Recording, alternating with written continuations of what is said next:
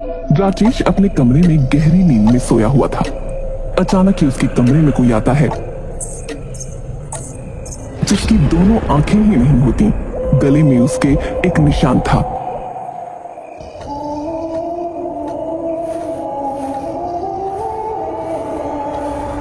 तभी राजेश की नींद खुल जाती है और वो उसे देखकर घबरा जाता है।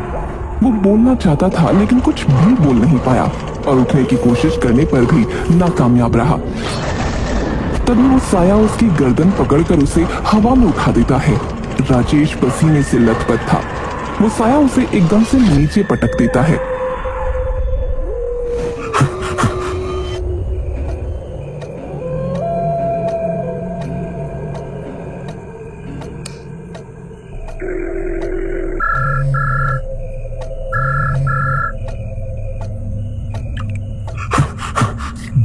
दीपक वो फिर से आ गई। कौन कौन आ गई यार? फिर वो अपने सपने के बारे में दीपक को सारी बात बताता है। अरे यार तू भी ना कुछ ज्यादा ही सोचता है। एक सपना ही तो था बस। अब सो जा चुपचाप यार, और मुझे भी सोने दे यार।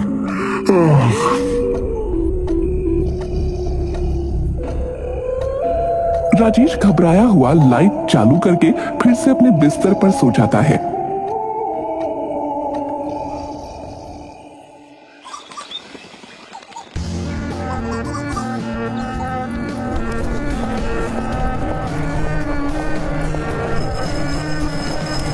हे गाइस, तुमने सुना सोनम कहीं नहीं मिल रही? राजेश, दीपक और रजत तीनों एक दूसरे की तरफ देखते हैं। तो क्या हुआ? बड़ा घर की बेटी है, होगी अपने किसी बॉयफ्रेंड के साथ। और राजेश रात वाले सपने के बारे में अब किसी से कुछ बात नहीं करता, लेकिन वो दिन भर बहुत परेशान सा था। ए गाइस, मैं तो आज रात 24/7 पब में जा रहा हूँ। तुम में से कोई चलेगा?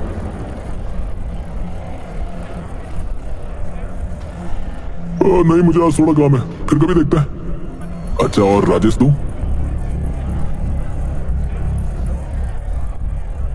राजेश तो पहले से ही डरा हुआ था, इसलिए वो भी मना कर देता है। नहीं, मैं नहीं चल रहा, और वैसे भी मेरी तबीयत भी ठीक नहीं लग रही है यार। वाह डूड, तू अभी भी कल वाले सपने से परेशान है? क्या होगा तेरा?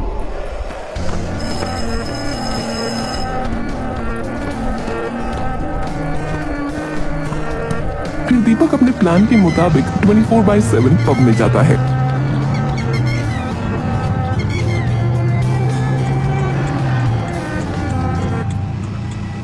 वहां पर उसे एक बहुत ही खूबसूरत लड़की दिखती है। Can we dance? Yeah sure. फिर दोनों डांस करने लगते हैं। दीपक मन ही मन खुश हो रहा था। दीपक नशे में बहुत धुत हो चुका था। फिर वो रात को 3 बजे अपने घर के लिए निकलता है। पार्किंग में उसे वही लड़की दिखती है जिसके साथ वो डांस कर रहा था।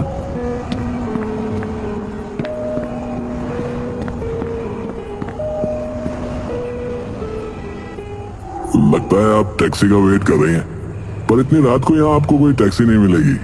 आप चाहें तो मैं आपको ड्रॉप कर सकता हूँ। श्योर। फिर दीपक और वो लड़की घर जाने के लिए गाड़ी में बैठ जाते हैं।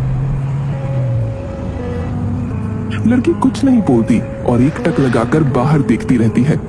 दीपक बार बार उससे बात करने की कोशिश करता है। वैसे आपका घर कहाँ है? शिवाजी नगर। फिर गाड़ी एक सुनसान रोड पर आ जाती है। आपका नाम क्या है और आपके घर में कौन कौन है? बोला ना, चुप चल। उसका चेहरा देखकर दीपक बहुत ही ज्यादा घबरा जाता है, क्योंकि उसका चेहरा बिल्कुल वैसा ही था जैसा राजेश ने अपने सपने में देखा था। तुम?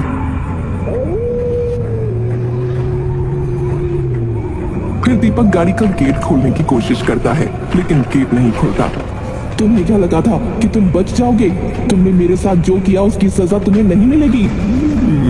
मुझे माफ कर दो, मुझे माफ कर दो।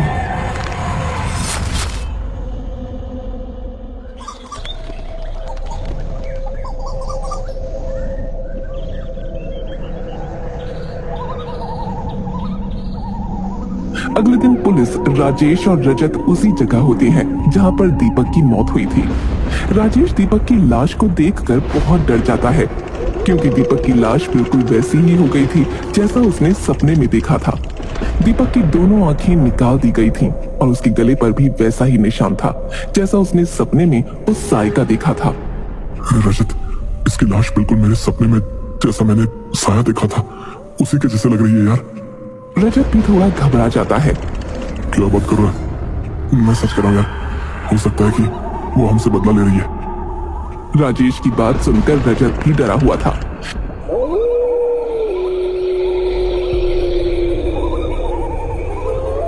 वो रात को अपने कमरे में सो रहा था, तभी उसे किसी की गेट खटखटाने की आवाज आती है। रजत की आंख खुल जाती है और वो घबरा जाता है। इतनी रात को कौन होगा?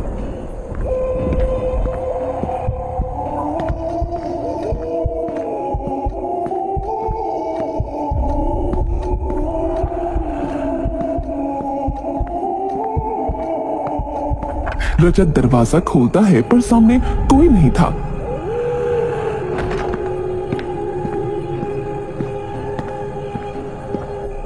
फिर रजत अपने कमरे में चला जाता है। तब कमरे की लाइट बंद थी। अरे ये लाइट तो मैं चालू करके गया था, बंद कैसे हो गई? खैर, वैसे भी मैं कहां लाइट चालू करके सोऊंगा। फिर वो जाकर अपने पलंग पर सो जाता है। जैसे ही वो करवट बदलता है और अपना हाथ आगे करता है, उसे किसी के होने का एहसास होता है। वो जैसे ही अपनी आंखें खोलता है, उसे भी वही चेहरा दिखाई देता है और बाहर आकर अपने फोन से राजेश को सारी बातें बताता है। तू फिक्र मत कर, मैं अभी वहां पहुंचता हूं। रजत जैसे ही फोन रखकर पीछे पलटता है तो वही चेहरा उड़ते हुए उसकी तरफ आगे बढ़ता है।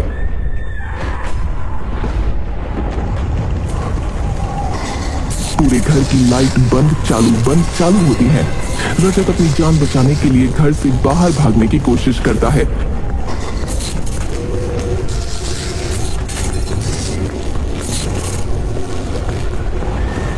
फिर वो साया जाकर रजत को हवा में उठाकर नीचे पटक देता है। तो मुझे मत मारो, मुझे छोड़ दो प्लीज। मैंने भी तुम लोगों से ऐसे ही भीख मांगी थी, पर तुमने मेरी बात नहीं मानी। अब मैं तुम्हारी बात क्यों मानूं? फिर रजत पास ही जल रही अंगीठी में से एक लकड़ी निकालता है और साय के सामने कर देता है। तब वो साया गायब हो जाता है।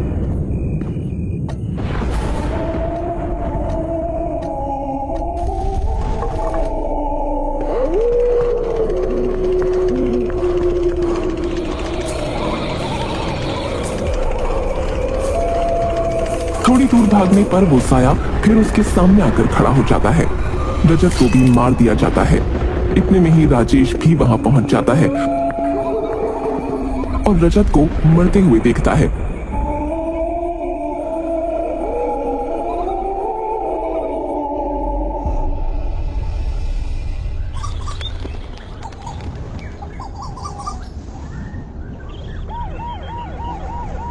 अगले दिन पुलिस उस जगह पर थी जहां रजत की लाश थी। बड़ी ही अजीब बात है सर, कुछ दिनों पहले इसके दोस्त की भी ठीक इसी तरह से मौत हुई थी और अब ये भी। बात तो सोचने वाली है, और एक हफ्ते में दो मौत, यह बहुत अजीब बात है ना? कहीं यह किसी सीरियल किलर का तो काम नहीं? फिर नहीं रे शर्मा, बात तो कुछ और ही है।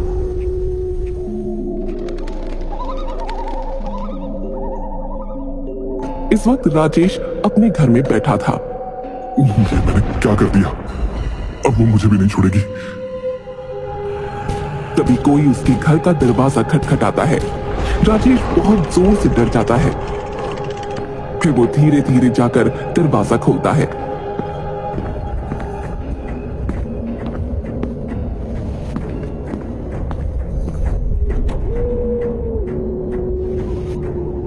तो देखता है कि सामने पुलिस खड़ी है।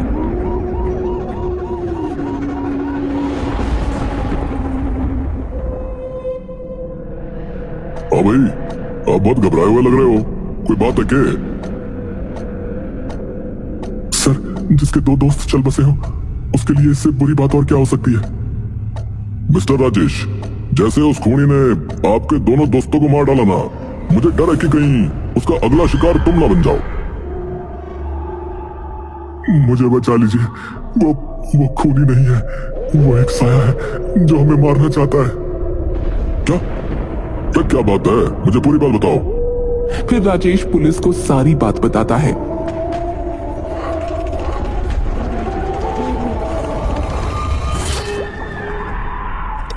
अब वो मुझे भी नहीं छोड़ेगा। अरे आप फिक्र मत कीजिए, हम आपको पूरी पुलिस प्रोटेक्शन देंगे। और हाँ, जितना हो सके उतना आप भी भीड़ भाड़ वाली जगह पर रहने की कोशिश करिए। अगले दिन राजेश कॉलेज चला जाता है, जहां पर राजेश को मीनाक्षी मिलती है। राजेश, हमारे ग्रुप के 2 लोग मारे जा चुके हैं और सोनम, उसका तो कुछ पता ही नहीं। अब बचे हम दोनों, तो क्या? नहीं, तुम नहीं, सिर्फ मैं। अब अगली बारी मेरी है मीनाक्षी। क्या मतलब? हाँ मीनाक्षी, और ये जो दीपक और रजत का खून हुआ है ना, इसके पीछे कोई और नहीं, सोनम की आत्मा ही थी। क्या सोनम पर वो तो काफी समय से लापता है। लापता नहीं है, वो मारी जा चुकी है। उस दिन जब सोनम को अपने किसी कजन की बर्थडे पार्टी में जाना था और वो जल्दी कॉलेज से निकल गई थी, तब हम तीनों भी उसका पीछा करते हुए चले गए थे और उसकी कार को लोड स्ट्रीट पर रुकवाकर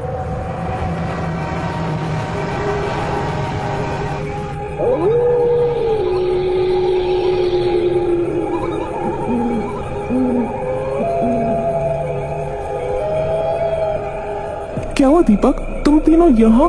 कोई प्रॉब्लम है क्या? फिर दीपक और राजेश दोनों जाकर सोनम के हाथ पकड़ लेते हैं और उसकी कार की चाबी ले लेते हैं। ये क्या कर रहे हो तुम? छोड़ो मुझे जाने दो। अरे जाने कैसे दे? अभी तो हमें और भी पैसा वसूल करना है तुमसे। तुम्हें क्या लगता है हमने तुमसे ऐसी दोस्ती कर ली? और तुम जैसी बेवकूफ लड़की हमने कभी नहीं देखी। हम तब से तुम्हारे पैसों पर रोज पार्टियां करते थे, पर तुम अपने पैसे पानी की तरह हम पर उड़ा रही थी, हैं? अब जितने भी पैसे हैं तेरे पास दे दे मुझे। मैं तुम्हारी पुलिस में कंप्लेन कर दूंगी। अरे पुलिस में कंप्लेंट तब करेगी ना जब तू बचेगी। उसके पर्स में से सारे पैसे निकाल लेता है। मुझे छोड़ दो, मुझे जाने दो। तुम्हें जो चाहिए था तुमने वो ले लिया, मुझे जाने दो। हाँ, अगर अब तुम्हें जाने दिया तो तुम जाकर पुलिस को हमारे बारे में बता दोगी। जाने दे तुम्हें, ये तो अभी शुरुआत है। तुम्हारी आंखें बहुत सुंदर है, इसके हमें काफी पैसे मिल जाएंगे। नहीं प्लीज मुझे जाने दो, प्लीज मुझे जाने दो। फिर राजेश अपने दोनों दोस्तों के साथ उसकी दोनों आंखें निकाल लेती हैं। सोनम जोर जोर से चीख रही थी, मुझे जाने दो प्लीज, मैं किसी से कुछ नहीं कहूंगी। फिर राजेश सोनम का गला पकड़कर उसे हवा में उठा देता है और तब तक नहीं छोड़ता जब तक कि वो मर नहीं गई। और फिर उसकी लाश को लोटस स्ट्रीट में एक बड़े से पेड़ के नीचे दफन कर दिया। तुम इतने घटिया हो सकते हो, मैंने कभी सपने में भी नहीं सोचा। मुझे माफ कर दो मीनाक्षी। मुझसे माफी मांगने से क्या होगा? गलती तो तुमने सोनम को मारकर की है। और मीनाक्षी वहां से चली जाती है।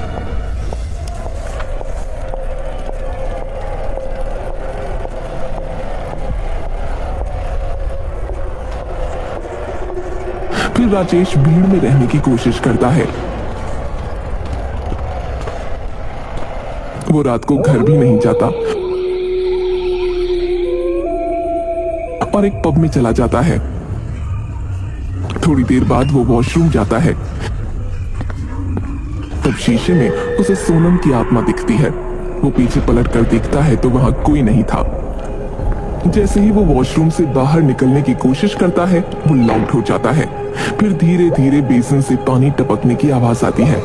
राजेश जैसे ही पीछे पलट कर देखता है तो वहां सोनम की आत्मा खड़ी थी। राजेश पसीने में पूरा भीग चुका था। सोनम मुझे माफ कर दो, मुझे जाने दो, मुझसे बहुत बड़ी गलती हो गई। गलती हो गई? तू कहता है तुझसे गलती हो गई? और ये गलती मुझसे हुई थी कि मैंने तुम जैसों को अपना दोस्त माना। तुमने मुझे मारने से पहले एक बार भी नहीं सोचा और मुझे पैसों के लिए मार डाला। फिर सोनम उसकी एक आंख निकाल लेती है। राजेश दर्द से तड़पता है। ऐसे ऐसे ही निकाली थी ना तुमने मेरी आंखें? मुझे माफ कर दो सोनम, मुझे माफ कर दो। फिर उसका गला पकड़कर हवा में उठा देती है और तब तक नहीं छोड़ती जब तक कि वो मर नहीं जाता। इस वक्त मीनाक्षी अपने घर में किताब पढ़ रही थी। अचानक ही बहुत जोर की हवाएं चलने लगती हैं और किताब नीचे गिर जाती है। तो उसे सोनम की आत्मा दिखाई देती है। वो उसे देखकर बहुत डर जाती है। सोनम, तुम, मुझे राजेश ने सब कुछ बताया कि कैसे उन्होंने तुम्हें मारा, पर मेरा विश्वास करो, इस सब में मेरा कोई हाथ नहीं था। मुझे पता है मीनाक्षी, बस मैं तुमसे आखिरी बार मिलने आई थी और मेरी तुमसे एक विनती है कि मेरी लाश का अंतिम संस्कार करवा दो और मेरे घर वालों को मेरी मौत की खबर दे दो। तुम्हारा बड़ा एहसान होगा मुझ पर। रात को पब में पुलिस आ जाती है। सर, ये तो वो राजेश है ना, उसने इसे भी मार डाला। बड़ा बेरहम साया है, अब न जाने किस किस की जान लेगा। तभी वहां पर मीनाक्षी भी आ जाती है और वो पुलिस को सारी बातें बता देती है। क्या? हाँ इंस्पेक्टर साहब, और उसकी लाश लोटस स्ट्रीट में एक पेड़ के नीचे दफन है। फिर मीनाक्षी सोनम के घर वालों को भी उसकी मौत की खबर देती है और सभी मिलकर उसका अंतिम संस्कार करते हैं।